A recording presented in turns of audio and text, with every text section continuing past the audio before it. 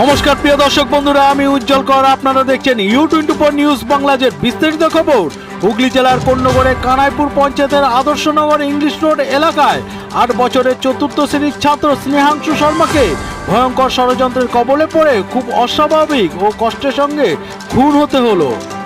সূত্রে জানা যায় 16 তারিখে সন্ধ্যাবেলায় একটি ঘরে অস্বাভাবিক রক্তাক্ত অবস্থায় স্নেহাংশুর দেহ ঘরের মেঝেতে পড়ে থাকতে দেখে আরেকটি বাচ্চা সে বাড়ির আশেপাশে ও এলাকার মানুষকে জানান এবং শিশুটিকে নিয়ে প্রথমে কানাইপুর প্রাথমিক হেলথ সেন্টারে নিয়ে যাওয়া হয় এবং পরে উত্তরপাড়া স্টেট জেনারেল হসপিটালে নিয়ে যাওয়া হয় এবং পরে বাচ্চাটিকে মৃত বলে ঘোষণা করেন ডাক্তার। 17 তারিখে Chandannagar police commissioner Amit P Javalgi ঘটনাস্থলে এসে জানান বাচ্চাটি এইরকম কষ্টদায়ী খুন দেখা যায় না কখনো কোথাও। পুলিশ তদন্ত শুরু করে দিয়েছে জোরদারভাবে।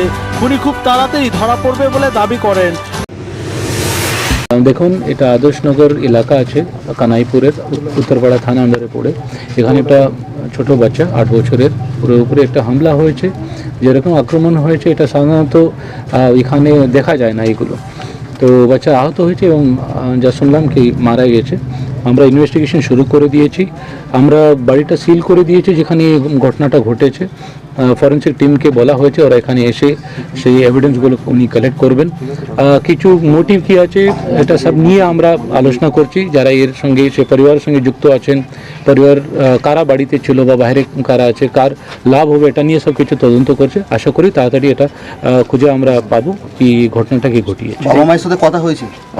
আমাদের কথা হচ্ছে, আমরা সবার সঙ্গে কথা বলছি যে ঘটনা যা ঘটেছে ওটা ঠিক মতো তদন্ত করার জন্য যা করা দরকার আছে আমরা সব কিছু করছি। ফরেনসিক দল এসে ঘরের ঘটনাস্থলে গিয়ে ব্লাড স্যাম্পেল হাতে ফিঙ্গারপ্রিন্ট সংগ্রহ করেন। জানা যায় নিষ্পাপ শিশু স্নেহাংশুকে গণেশ ঠাকুরের মূর্তি দিয়ে হত্যা করার চেষ্টা করেন এবং তাতেও না হওয়ায় ঘরের ফলকাটা ছুরি দিয়ে হাতের শিরা তারপরে শরীরের বিভিন্ন জায়গায় আঘাত করে নৃশংসনীয়ভাবে হত্যা করেন। ফরেনসিক দল বিভিন্ন প্রমাণ খুব চেষ্টার সঙ্গে সংগ্রহ করেন এবং সেই দিনই স্নেহাংশুর শবদেহ বাড়িতে আনা হয় এবং শেষ কৃতকার্যের জন্য উত্তরপাড়াতে নিয়ে যাওয়া হয়। স্নেহাংশুর এই নৃশংসনীয় হত্যার সম্পর্কে এলাকার মানুষ কি বললেন আমরা সরাসরি শুনে নেব। আমরা এটাই চাইছি যে করেছে তাকে সঙ্গে সঙ্গে একদম শেষ করে দেওয়া হোক। जितना जल्दी हो सके प्रशासन से मेरा यही निवेदन है कि उसको संग संग खत्म कर दिया जाए ताकि फिर से दोबारा किसी के भी साथ ऐसा घटना ना हो। ऐसा घटना समाज के साथ बहुत ही शर्मनाक घटना है, किसी के भी साथ हो सकता है, पूरे समाज में किसी के भी साथ हो सकता है। इसीलिए अगर जितना जल्दी हो सके इसको पकड़ के प्रशासन से निवेदन है कि उसको खत्म कर दिया जाए। एकदम हम लोग का पूरे समाज का यही चाहत है कि उसको खत्म कर दिया जाए। कभी भी किसी के साथ ऐसे घटना हो सकता है। इतना छोटा मासूम बच्चा किसका क्या बिगाड़ सकता है बताइए। इस घटना के बाद कि आप लोगों का डर लगता है क्या? आतंकित तो अपना एयरपोर्ट थे बहुत बहुत ज्यादा। हर घर के बच्चे डरे हुए हैं, बच्चे डरे हुए हैं। छोटे छोटे बच्चे कर रहे हैं कि मम्मी मैं स्कूल कैसे जाऊंगा। घर में जब बच्चे सुरक्षित नहीं है तो बाहर में कैसे सुरक्षित रहेंगे बताइए आप लोग। मेरा नाम अनीता सिंह है। আপনি কে হন? हम पास में ही रहते हैं। ঠিক আছে। Chandannagar police commissionerate Serampore DCP Arnab Biswas সহ উত্তরপাড়া পুলিশ আধিকারিক বিভিন্নভাবে তদন্ত করেন এবং পরিবার সকলের গতিবিধি লক্ষ্য করেন। পুলিশ আরও তথ্য সংগ্রহ করেন।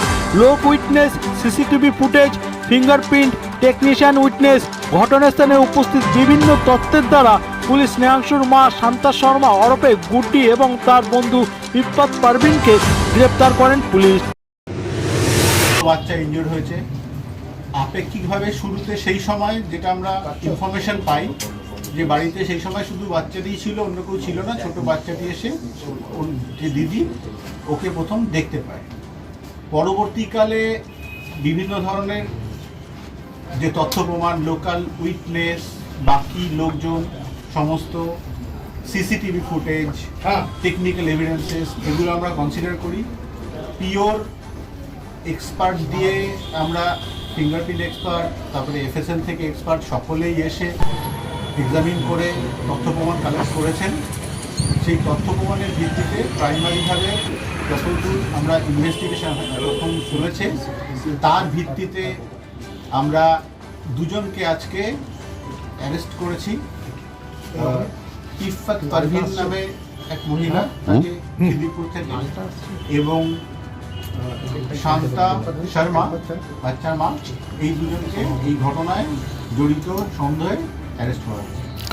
স্নেহাংশুর নৃশংসনীয় হত্যার মামলায় গ্রেপ্তার হয় শিশুটির মা শান্তা শর্মা ওরফে গুড্ডি এবং তার বন্ধু ইফাত পারভিনকে বুধবার আদালতে তোলার আগে উভয় অভিযুক্তকে ডাক্তারি পরীক্ষার জন্য শ্রীরামপুর ওয়াজ হসপিটালে নেওয়া হয় এবং পরে আদালতে তোলা হয়। অভিযুক্ত আসামিকে 302 ধারা খুন ও 102 ধারা প্রমাণ লোপাট করার মামলার রুজু হয় এবং উভয় আসামিকে 9 দিনের রিমান্ডে নেওয়ার নির্দেশ দেন আদালত। পুলিশ সূত্রে প্রাপ্ত তথ্য অনুযায়ী পঙ্কজ শর্মা তার স্ত্রী ও বন্ধুর সঙ্গে সমকামী সম্পর্কে রহস্য জানতেন। তার কলিযুগী মা তার বন্ধুর সাথে তার ছেলেকে হত্যার হৃদয় বিধায়ক কাণ্ড ঘটান। চতুর্থ শ্রেণীর ছাত্র স্নেহাংশু শর্মা তার মায়ের সমকামী সম্পর্কের বিষয়ে সবকিছু জানতে পেরেছিলেন। শিশুটির মা শান্তা শর্মা ভয় পান শিশু স্নেহাংশু কাউকে এইসব বলে দিতে পারে, অতএব তার সমকামী সঙ্গীর সাথে তিনি শিশুটিকে ধ্বংস করার জন্য এইরকম ভয়ঙ্কর ষড়যন্ত্র করেন। এই অমীমাংসিত এই চাঞ্চল্যকর খুনের রহস্য উদ্ঘাটন করলেন শ্রীরামপুর ডিসিপি অর্ণব ঘোষ। বিশেষ সূত্রে জানা যায় 2018 সালে পারভিন বিয়ে করেন, তবে কয়েকদিন পর স্বামীর বাড়ি ছেড়ে চলে যান পারভিন। 2012 সালে শান্তা বিয়ে করেন, তবে তাদের পরিবার জানতেন যে তাদের দুজনার বাড়িতে আসা যাওয়া আছে এবং দুজনই গভীর রাত পর্যন্ত ফোনে কথা বলতেন। ঘটনার পরদিন পারভিন শান্তার বাড়িতে সমবেদনা জানাতে আসেন। উল্লেখ্য, স্নেহাংশুকে শুক্রবার 16 তারিখে সন্ধ্যায় খুন করা হয়, কিন্তু পরদিন শিশুটির মা তার ঘরের পোষা কুকুরটিকে বিস্কুট খাওয়াতে দেখা যায়, যদিও কুকুরটি বিস্কুট খায়নি। এখান থেকে পুলিশের সন্দেহজনকের দানা বাঁধতে থাকে।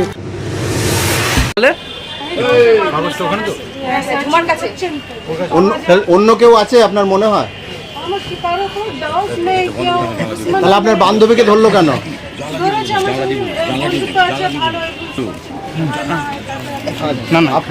আপনারা কি ওই দিনকে এসেছিল আপনার বান্ধবী বাড়িতে? আপনি তো ছিলেন না বাড়িতে। তাহলে কি আপনার বান্ধবীর দিকে আপনার অভিযোগ মনে হচ্ছে যে বান্ধবী করতে পারে? কি সম্পর্ক ছিল আপনার?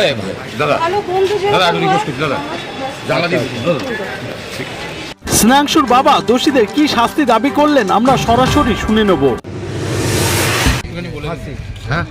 ফাঁসি, ক্যাপিটাল পানিশমেন্ট, এর কম থেকে কিছু না, যে হোক না কেন। যেহেতু তদন্ত চলছে, আন্ডার জুরিডিকশন আছে, আমরা কনক্লুশনে নেই এখন। যদি কোনো কনক্লুশনে আছে যে বেরোয় ওকে আলটিমেট ফাঁসি। আপনার সন্তানকে হ্যাঁ, যেহেতু কানুনেও আইন নেই ব্রুটালি মার্ডার করার জন্য, তাই জন্য আমি চাইছি কি ফাঁসি। কেন কি যদি 14 বছর বা 15 বছর এটা সোজা হয়, তারপরে আবার ওরা এসে যাবে সমাজে। আমি চাই না কি ওরা আবার এই সমাজে আসে। কিন্তু আমি অস্বীকার করছি, যেহেতু বেশিরভাগ জিনিসে এখন আন্ডার জুরিডিকশন আছে, আমি কোনোভাবে ফ্রিলিভাবে কিছু বলতে পারছি না। আমি কানুন উপর আস্থা রাখা, যেভাবে ওরা করুক, কিন্তু আমার থেকে একটা ডিমান্ড আছে কি ওরা ক্যাপিটাল পানিশমেন্ট পায়, এর থেকে কোনোভাবেই ওকে ছাড়া যায় না, যে হোক না।